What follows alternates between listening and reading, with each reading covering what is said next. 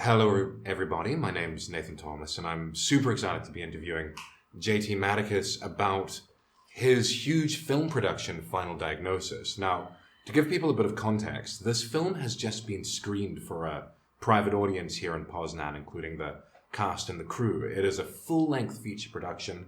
It features very well-known actors from Poland and from the United States. It has been submitted to film festivals, including Sundance and Cannes. It is kind of a big deal, as the expression goes, but I don't think a lot of people know how this project got started, how we got from an idea in this head to where we are today. So, JT, really excited to be able to get the story, the official truth, out to the world for the very first time. Well, yeah, let's get started. I guess it's like everything. It began with a. It began with a drink. Began with a shot of whiskey. It began with a shot of whiskey, and it began with an idea. Mm-hmm. So, what was the first step down the road that led you here? It was an exercise. An exercise where I got tired. I got tired of reading vignettes. Vignettes are basically little short stories about a patient who has symptoms, and you need to, as a medical professional, use these symptoms, this story, to diagnose the patient. And they're really boring. They really, truly are boring. So I made it interesting. I decided, you know what? I'm going to write vignettes or stories for a question bank, a medical question bank, to help medical students practice their medical knowledge. But I'm going to make it more exciting. I'm going to make the patient, say, a spy, and make the doctors also spies. Why not, right? Or make doctors crazy, or have a drug problem, or say a doctor who's fallen from grace, in a sense, where they may have slept with the patient, and it just made the vignette, made that story just much more juicier. And from those vignettes, I kind of just kept on going. Like, you know what? These doctors, these patients, there's more to them. There's more to the story. And so I kept on writing. And after about a page of it, I decided to send it off to people that I trusted for feedback. And I'm not sure. I think one of them was you. Was it not? Or I believe I was looped in the very early stages. Yeah. And I mean, the goal was to see if it was something that was likable. And my goal was to write the first page. And if people wanted the second page, I knew I had something. But if people didn't want the second page, then I knew that no one wants that story. No one wants that novel. So at this stage, you've written one page. Yes. Did you have any idea that this would go on to become a full-on feature movie? Well, I mean, no. I mean, that was never the idea or the goal. The idea or the goal was to make this novel, and I made it into a novel. Final Diagnosis, No Second Chances. Available on Amazon. Available on Amazon. The spy medical thriller. And from there, we commissioned a studio to actually make an animation trailer for the novel, to say promote the novel and advertise the novel. And it was very successful. It was a beautiful, beautiful animation. Also, it was so well done, and the novel so well written that it was pushed along to the point where this could be actually made into a feature. Obviously, the story is much longer than what can be produced in one film, but the characters are there, the storyline's there, the mystery and the thriller part was there. So that why not create a thriller movie out of this? So the novel was written and published. An animation was created to promote the novel. People were interested in this, and then you conceived of the idea to create this full-on thriller movie. Yes. Well, here's the reason to the drink. Here's the whiskey element. The whiskey. Here's why. Initially, No one really jumps into creating a full feature film. Only crazy people. Or really artistic people. Very artistic people. Sorry. Not that I'm not, or I wasn't passionate about it, but I think I saw the, say, brilliance and the amazing results that came from the animated trailer of the novel. That I thought, well, if the animated trailer of the novel was so great, let's make it a real life trailer with actual actors and use these actors to shoot a live trailer, with actual human beings, persons, possibly named actors as well, to promote the novel. And so it kind of started in that direction where we shot one scene of this novel. The most important scene, of course, where the doctors are kind of debating and going through the differential diagnosis of this disease to diagnose the patient. And that's what I thought. That's where it would end. So originally the film was conceived as just this one scene. People who've seen the movie might know this as the basement bunker scene. We won't give away too much, but it's a high-pressure environment. Correct. Doctors have to diagnose a patient. It's life and death in more ways than one. And that is quite dense in terms of medical vernacular. It's quite... it's focused on medicine. Yes, it was very heavily on accurate medicine, not only just medicine. I mean, we're talking about real symptoms, real diagnosis, and real diseases. I'll just draw a line under that, if I may. Because that was something that really motivated you to create this movie too. Because other medical thrillers, some of them are wonderfully acted, wonderfully written, but they let themselves down when it comes to the accuracy of the medical information. Yeah, I find Hollywood, basically sells themselves off to get the shock and awe, and whereas I come in thinking, well, with this medicine, with this disease, with this dying patient, the shock and awe is already there. It doesn't have to be enhanced in a sense, but I think accuracy would be better and more fulfilling. And so that's what I've strived to do with my novel as well as with the film. And so we shot that scene, and it just kind of grew from that scene to other scenes from the novel. And lo and behold, after 2 years of not only about 21 days of shots, and 2 years of post-production due to coronavirus, we finally have a full feature film. So there are let's look at a few interesting milestones on that journey from this one scene in the basement bunker in Poznan to the full feature. First of all, let's talk about actually before then casting the movie.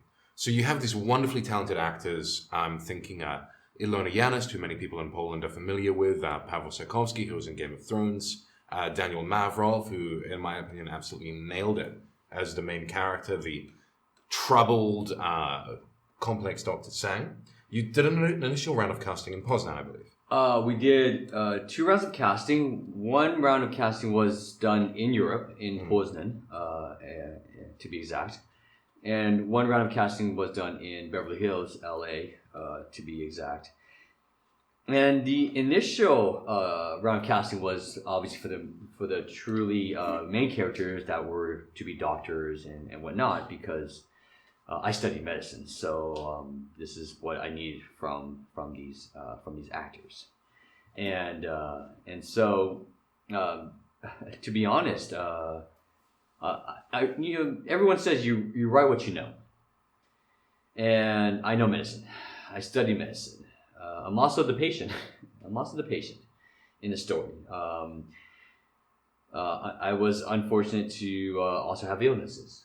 So the illnesses that are revealed at the end of the movie are illnesses that you two have also suffered from? Yes. I mean, it's a bit cathartic.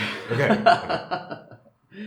And so these illnesses that exist in the novel as well as in the film are real. Some of them I've experienced. Some of them I've definitely studied with great intensity.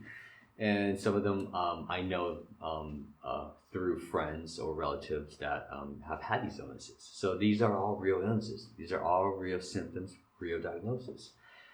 And so when Daniel Mavrov actually was, casted and given this opportunity, he was also given the opportunity to basically get into my head. And so Daniel and I spent 2 days, up to 2.5 days, even with the commute from Czech Republic to Poznan. This is a Czech actor. Yeah, Czech actor from Prague to Poznan, Poland. He had the opportunity to spend 2.5 days with the creator, the writer, the patient, even, as well as the doctor. All of whom are you? All of whom are me, to truly understand his role as Dr. Sang. And it's all real. It happened, and so I believe through that experience he was able to deliver what he needed to deliver for the movie. So he had that experience of getting into your head. Somehow he survived it. The movie was filmed initially in Poznan, and then a second round of filming took place in Los Angeles. Correct. So in Los Angeles, the movie is a spy thriller. And so in Poznan, we took care of the medical spy thriller, so the medical part of the spy thriller.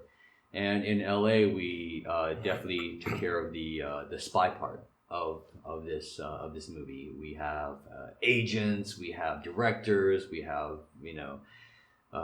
guns and handcuffs, and I think there's a knife involved. Oh, there's knives. There's definitely knives. All sorts of weaponry. I think there's an antique sword involved in there. No, sorry, it's an antique French dirk, to be precise. Well, that leads us to an interesting kind of aside or vignette, if you will, because that you in real life collect antique bayonets. I do. I have, probably to the chagrin of my wife, about 300 bayonets.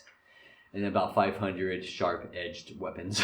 I want the audience to pay attention to this. 500 sharp-edged weapons. Yes. In your home. Yes. In the United States. Knives, swords, bayonets, you name it, I probably have it. Okay, so you could furnish an army with this kit. Or a zombie apocalypse. Or a zombie apocalypse. And what is it that intrigues you about these bayonets, these sharp? Is it the story behind each item? There is a story, actually. So, for example, bayonets came because I purchased one bayonet.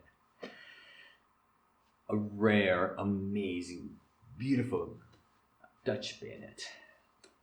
A Dutch bayonet that it's so rare that there's probably only maybe 1,000 to 5,000 in existence, and it was beautiful. It was amazing. It was deadly, and it kind of led me to this addiction, this newfound addiction of I want more. I need more. I can't just have one. Next minute, 500. Yeah, from 1 to 500. And there's a similar pattern with the film. One page was written. True. And then we have this whole production. I bring up the bayonet thing because there's a very tense exchange between the title character and his father, where the origin story of one of these swords is discussed. So many of your other ideas, obsessions, if you will, passions perhaps, make their way into the film as well as medicine. They do. Actually, a lot of the props are from my own private collection. See, the French dirk actually was procured in Scotland, in Edinburgh, at an antique shop. And I saw it, and it was a French dirk. It was beautiful. It's one of these items that don't really survive the test of time because it's about 100 years old. And it was in amazing condition, and I had to have it. And so I purchased it, procured it, and weaved it into the script. So this is kind of woven into the spy thriller element. Correct. Because one of the characters is a procurer of military antiques. He's the person that for museums. Museums always need new say items to feature, and this is his job. He's to go around and find these items so that they can be featured in the museum. And in your film. Of course, in my film. Another item that's of interest is the chessboard. Chess is a major theme. The chessboard and chess pieces are actually not a set, but procured because of my love for this game. And so you have very, very unique, original pieces that in this life, in this world, when you go and say shop for something, and you always have a rule. You only buy something that you don't have. And I mean, I have many chessboards and many chess pieces, but I was in a country where I saw this, and it was so different and so unique that I must have it, and I just purchased it, and it's also featured in the film. So people now watching the movie with this background will be able to notice a few things, not just from the medical aspect, but from even the props. The props, yes. So 2 years ago, the initial filming was conducted in Poznan. There were some delays due to the pandemic. You actually had a situation in Los Angeles where you had flown over some members of the cast from Europe to shoot scenes with the American cast. And then lockdowns began to strike. This was early 2020. But you were able to get everyone back home just in time. Yeah, it was crazy. We finished the shots in Poland, in Poznan, and I was in America. We had some downtime because of Christmas and the New Year's, and then starting I believe February, we were really ramping up to get the shots ready for the American cast, for the American shots, and we got everyone casted. We got the dates set. We got the location set. And all during this time, it was the question: is coronavirus real? Is coronavirus not real? Are people really dying? Should we shut down? Should we be worried? And we were kind of in this limbo situation where it afforded us the time to, get everything kind of scheduled and done and locked down before the actual lockdown, in a sense. And so we had the shots. We made the shots. We casted everyone. It was beautiful. It was a marriage made in heaven between America and Poland because, at the end of the day, it truly is an international film production. And we finished shooting Wednesday, and I remember Thursday morning even the news came down that the lockdown was happening one way or another. It's going to happen, and that there would truly be no flights back to Europe starting Monday after the weekend. And so knowing that, I scrambled. I truly scrambled and worked as hard as I could to get the flights for the Polish crew and cast to get home the next day, that day actually even, as well as any Americans that flew in back home to their city of origin, and just get everyone home and safe so that if there was a lockdown, they wouldn't be stranded. And it was challenging, but with great effort and execution, it was done. And so everyone made it home safe and sound. The only person that ended up having to be not stranded, but stressed was me, because the captain went down with the ship. No, the captain went down with the ship because I basically sent everyone home and I was left alone, and I still had to drive home without help. And so I made it home, granted with many stops, McDonald's, Jack in the Box, Arby's. You saved me on that journey, so I'm going to give you credit. Officially endorsed by JT Madicus. Even though you didn't ask for this endorsement, you're going to get it. There you go. We will accept free things. Fair enough. So the filming was just completed just before the lockdowns began. So that is lucky in a way, and you managed to get everyone home, which was true. Very valuable. And then the very big and complex process of post-production began. Yes, which is a big job. Post-production was challenging, and to say the least. To hire the right person to do these post-production things, and so I actually went through 3 film editors, and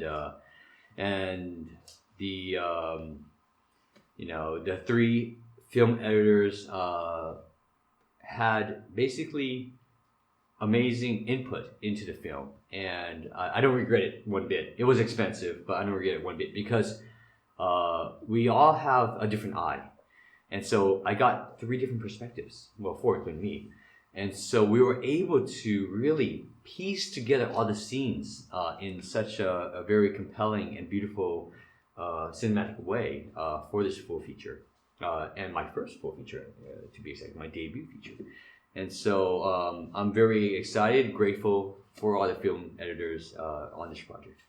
You said your first feature, your debut feature. That implies that there's going to be a second. Yes, I don't think it's kind of addictive. Kind of like after buying your first bayonet, you end up buying 5. Everyone can relate to what it's like after you buy your first. Yeah, bayonet. I mean it's totally You end up with a warehouse full of them. Totally acceptable and understanding. But the point is that this is the first feature, and I'm actually already in works with my next feature. I'm still debating on whether it's going to be an animation or a romantic dramedy, or maybe the second part of Final Diagnosis, No Second Chances. So you have additional creative projects in the works. Yes. Actually, I have an amazing short I actually want to pitch to one of my directors of photography to see if this is something that they would be interested in. Yeah. Do you want to give us a clue? Well, okay, how about I just give you the title? Okay, what's the title? The title is A Shitty Short. The title is A Shitty Short. So I let your imagination run wild with that one. Your video has been demonetized. And you also hinted that the Final Diagnosis story, the adventures of Dr. Sang and his colleagues, that story is not yet complete. There are going to be more installments. Oh, definitely. So the novel actually is a 5 book novel. 5-book series. Yes, 5 books. And the first book has already been written and published on Amazon Kindle, and even translated into Polish. Translated into Polish, and with an audiobook in the works in Polish. With an audiobook that's also been released as well. Yeah. So here I am working on the second novel. I'm about 95% done with this second novel, and it should be soon released, probably next year. And then, of course, book 3, 4, and 5 on the subsequent years afterwards. But the point is that because each novel is so big, it's so much information that no one film could actually really do it justice. That the second, say, part of Final Diagnosis would be, I would say the second third of the first novel, and definitely a lot more action, a lot more death even. I mean, this is a spy thriller, as well as a lot more, diagnosis, curing. And that's what it was. Because those who've read the novel will know that the film only encapsulates the narrative from about 3 chapters in the novel. Correct. There are some things that are different in the film than in the novel. Yes. For example, the relationship between Dr. Sang and Agent Wolf, or Jeff. Yes. So in the novel, Agent Wolf, Jeff, and Dr. Sang, they are actually brothers.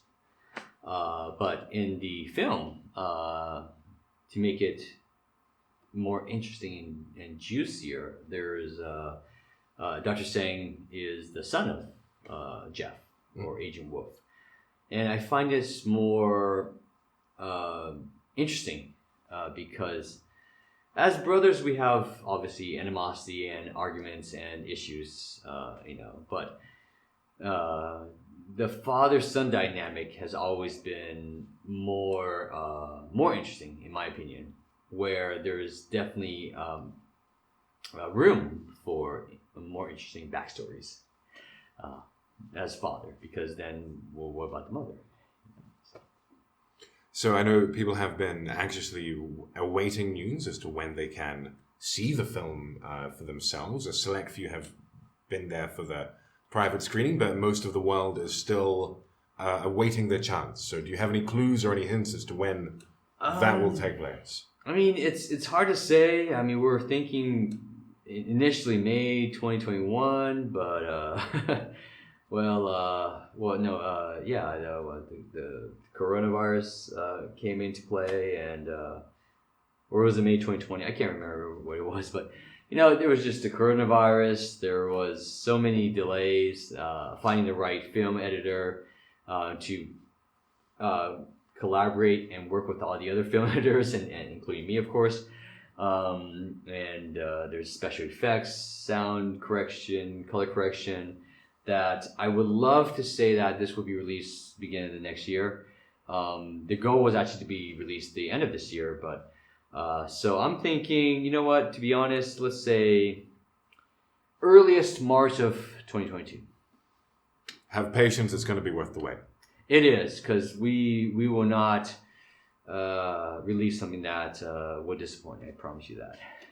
Thank you, JT Madicus. We're excited to see this and also all of your next projects. And cheers to that. Cheers to that.